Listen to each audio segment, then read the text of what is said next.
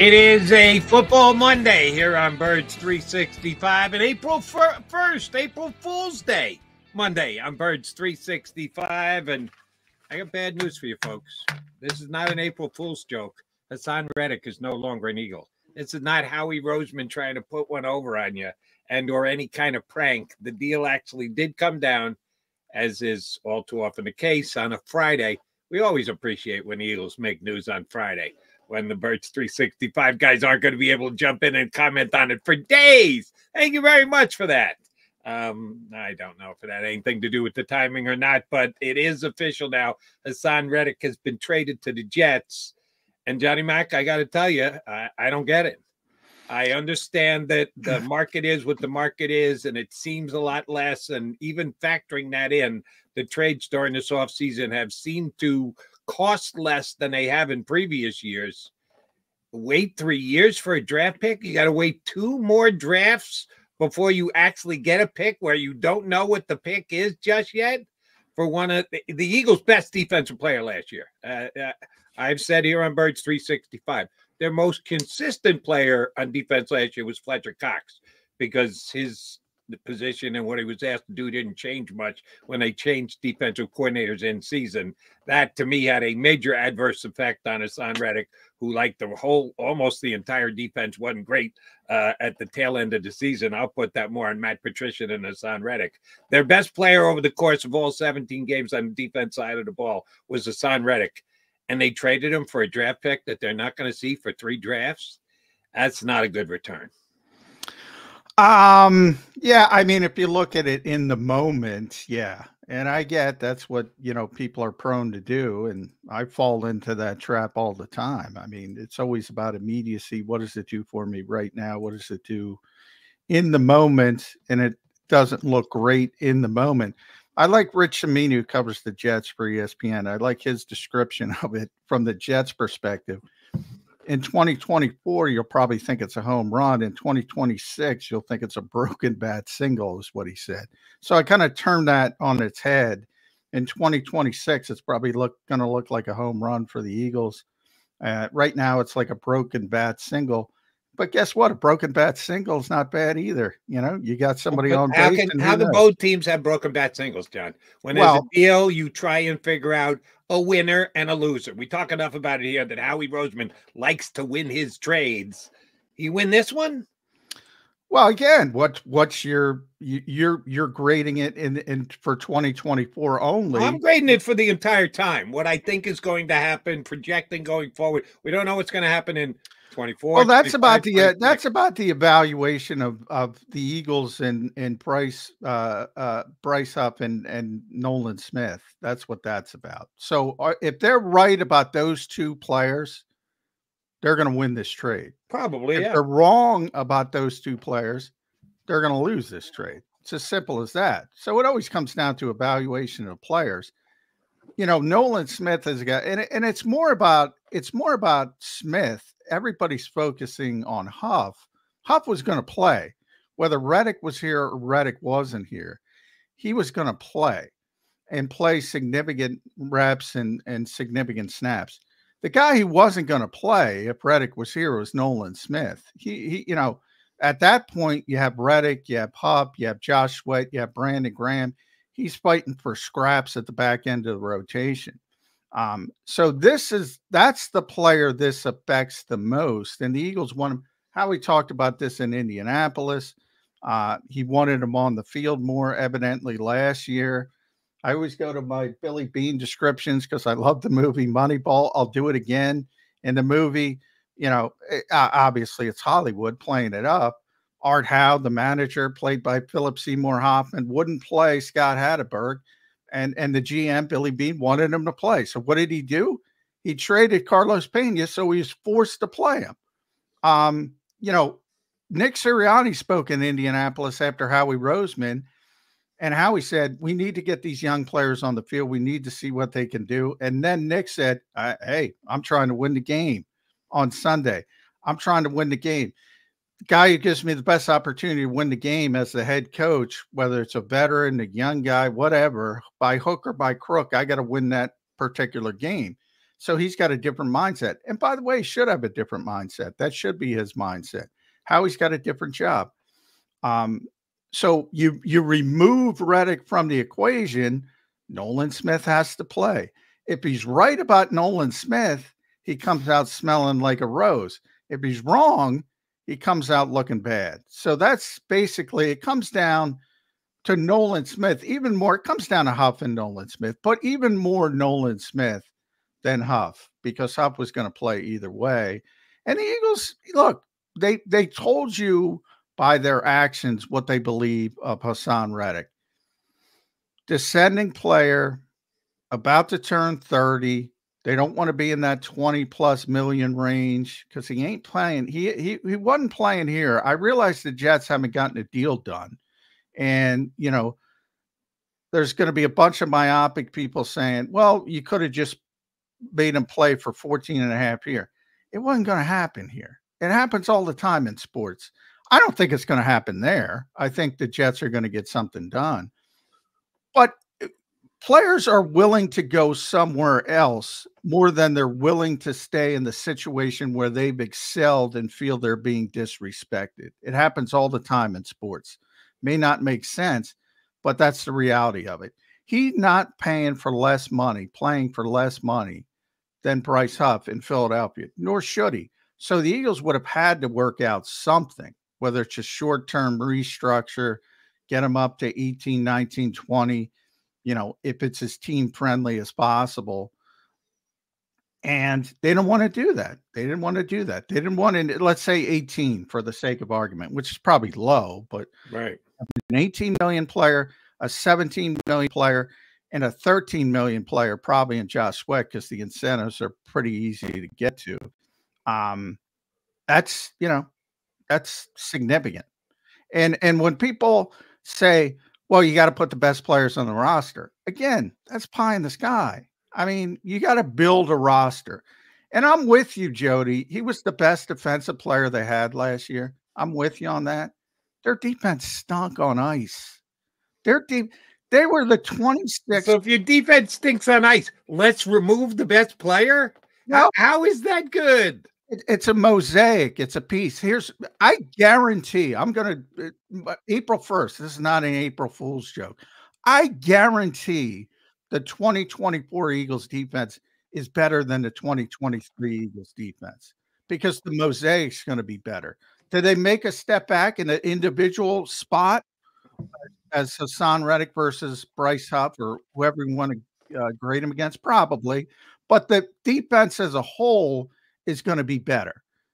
Vic Fangio is going to be better. Chauncey Gardner-Johnson's back. They've done some things at linebacker. Hopefully Nakobe Dean stays healthy. I think they're going to do more. I think they're going to do more at corner. But it's similar to Brian Flores. I said last year, I got that one right. One of the few I get right. I said, I don't care. I don't even look at the talent. That team's going to be significantly better on defense, and they're going to be top half. That was my prediction.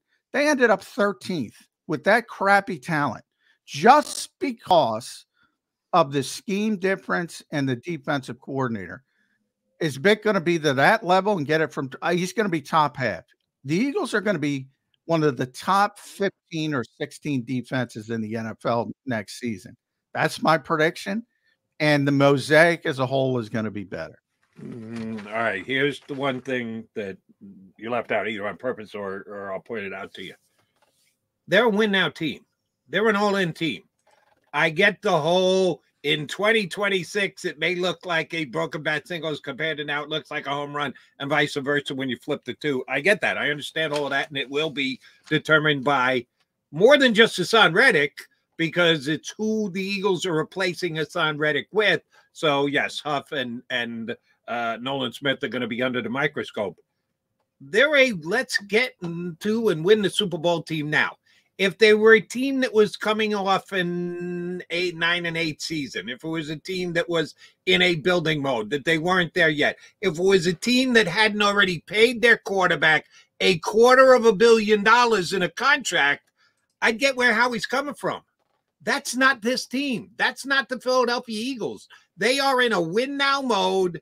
They finished second in their division last year, double-digit wins, the collapse and everything else. We know all the whole story. But the Cowboys are the team that finish ahead of them. They want to make sure the Cowboys aren't the first team in almost 2 decades to win back-to-back divisions. They want to keep that carousel turning, different winner every single year. And the Cowboys are doing nothing to make me believe that they're all in to win next year. You can't make a move like this for the future. This is a win-now season. 2024 is a win-now season for the Philadelphia Eagles, and you can't remove your best defensive player for a draft pick you're not going to see for 3 years. All of the other analysis aside, that analysis trumps it for me. This is a win-now season for the Eagles, and trading Haason Reddick for a future draft pick that you're not going to see for 3 years is not a win-now move. That doesn't equate to me. Well, the future draft picks about, and I say this, and I fall into the same trap. I get very myopic, and people get very myopic. And I said last week, I said, Howie ain't getting he's getting day 3 pick is the best he's going to get. And that was the case.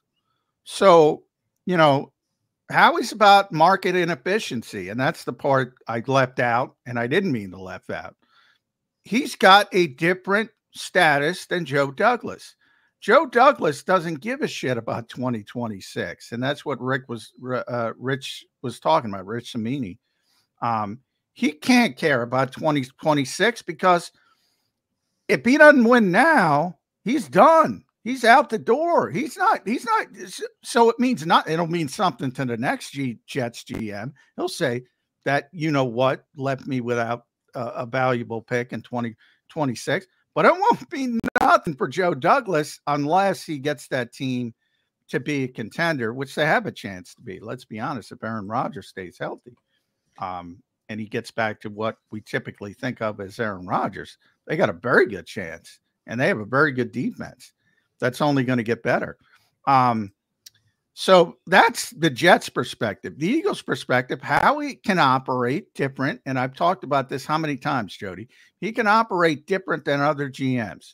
So he said, oh, you're not giving me a second-round pick? You're not giving me at least a conditional second round? Well, how about 2025? Not in 25. How about 2026? He says it all the time. He thinks it's, you know, the notion in the NFL, because of the vast majority of general managers have to act in a certain way.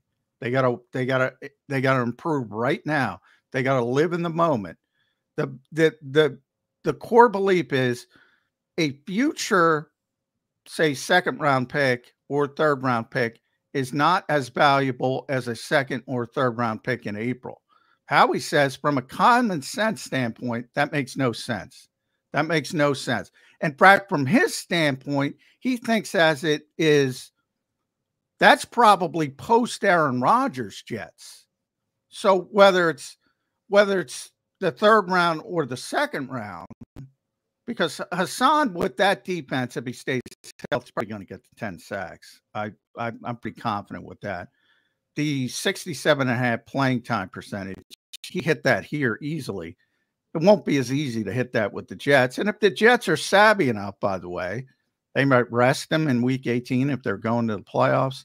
You know, they might just not play him that much. Right. Because they have enough talent. It's not a bonus thing. Usually those type of numbers are tied to a bonus. They're not screwing the player because unless they get a contract done, they're just screwing the Eagles. Yeah. Specifically. But even if it's a 3rd, so even if you want to default to it's a 3rd round pick, if the Jets are, if it's the post Aaron Rodgers Jets, it could be top of the 3rd round versus bottom of the 3rd round, top of the 2nd round versus bottom of the 2nd round. So that factors into it as well. But yeah, so if you're going to, anybody who wants to look at it in the moment, doesn't look great. If you look at the whole conceptualize, and they don't want him, the bottom line is they don't want him here. Now, are they wrong? Then here's my bottom line. I think their evaluation of the player is wrong. I do not believe Haason Reddick is a descending player. I will say his sack number came down this year because of his defensive coordinators, not because Haason Reddick, just that extra 12 months on his lifespan caused him to be a less effective player. You're singing the praises here of Vic Fangio. The Eagle defense is guaranteed to be better just because of Vic Fangio. Well, what were they like? 23rd, 24th in the NFL. I think. Yeah, they were terrible. That's my point. There's only one direction to go from here. That's my point. Well, I'd like to see Haason Reddick in the Vic Fangio defense for the Philadelphia Eagles. Now we're not going to get to see it because they shipped him off for a future draft pick that's not going to be evidence for years. And that's why I say it's not. Let's wait and see what the defense looks as a whole. Because if you're playing 3 edge rushers, let's say they trade for a cornerback, does it look better? Well, if you pay 18, and again, let's default to 18 million. If you pay 18 million for another edge rusher, can you trade for a cornerback? It ain't over with Howie. It ain't about one thing. It ain't about one thing, and that's it. And you put that in a little box. But see, and we had a guy who streamed in earlier. So the Eagles saved $14 million by trading him. No, they didn't. They saved $1 million by trading him because of the way Howie structures the contract. So if they redo the deal and they structure it, they could structure it and probably save more than $1 million that they saved if they're willing to take the hit down the road, which they usually are. So don't sell it on, because they be paying another defensive lineman $14 million. Well, no, they're not. They're taking a dead cap hit. So it's not what his salary would be. It's what his salary would be above and beyond the dead cap cost they took to trade him to the Jets. And that's an extra $1 million or $2 million. That's but you're assuming they want to. You're assuming they want to extend a guy about to turn 30, and that's where they probably got burnt by James Bradbury a little bit, or they felt they got burnt by James Bradbury a little bit. That probably factors into it, making the poor decision there. And if they misevaluate the players, and again, Haason Reddick on one side, Nolan Smith, Bryce Huff on the other side, then it's terrible. I mean, that's what it, but this is what a GM is supposed to do. Evaluate your players. It's not about paying you for 2022. If it's about paying you for 2022, that's one of the greatest seasons an Eagles defenders ever had. Haason Reddick in the Super Bowl season, 19.5 sacks, wrecked the NFC Championship game. If you can guarantee me that guy, yeah, I'd say in perpetuity, keep paying him, keep paying him. The trick is finding, and their belief is their belief. Could it be wrong? Of course it could be wrong. Do they want Nolan Smith on the field? Of course they want Nolan Smith on the field. Why do they want Nolan Smith on the field? You can make that argument. But they believe in the player. If they're wrong, it looks terrible. If they're right, it looks great, because then you've gotten younger, you've gotten more cost effective, and arguably you're going to be, not arguably, you're going to be better on defense, because you have to be better on defense. Right. That's not Haason's fault, but the mosaic as a whole is going to be better. And it's not just about, and again, I'm going to use it, even though I get in trouble when I use it. Everybody's got a dream team mentality. Oh, you got to have a star. No, you got to fit the pieces together the best way possible to put together a Super Bowl team. I won't accept that, because dream team mentality was acquiring other players from other teams. Haason Reddick was here, and he was a Pro Bowl player 2 years in a row. So it's not, you got to fit him into the overall picture. No, I'm not. Here. It's not he's about already here, and he's been here 2 years and made the Pro Bowl both years. It's about the star mentality. I'm not talking about the actual, everybody has a star, the big name trap, the big name mentality. Guys, this league moves very fast. I talk about it all the time. Very true. You are not you are, and I use that word again, in perpetuity. When you make the All-Pro team, that means you had a great season. It does not mean you're making the All-Pro team in perpetuity. They think he's a descending player. If they're wrong, then it's not going to look good. So we got Jeff Carr waiting. Let me get John McMullen's opinion here. Do you believe Haason Reddick is a descending player? And well, last year it clearly was, from 2022, but that's difficult. 2022, again, he had one of the great seasons. He wasn't close to what he was in 2022. So was that because of the supporting cast? Was that because of the defensive coordinators? And the other part I didn't bring in is big. Vic wants quarter flat defenders who can cover. The Andrew Van Ginkels of the world. That's part of it too. Now, As you know, I'm kind of tortured when it comes to Vic Fangio because I think he's a hell of a coach, and I hate the scheme, as you know. But when you have quarter flat defenders and everybody's losing their mind, when Haason Reddick drops 7 times again in one game, by the way, that's it. The most he dropped in any other game was 4 times. He barely dropped during the season. With Vic, in theory, he's going to drop more, and that's going to drive people insane. And if Vic Fangio says, I need somebody who can do a little bit more in coverage, it is what it is. All right. And I'm going to try one more time. Does John McMullen, not what the Eagles think, do you think that Haason Reddick is a seriously declining player? Seriously declining? No. Declining. Well, describe it any way you want. I don't want to put words in your mouth. He will never reach.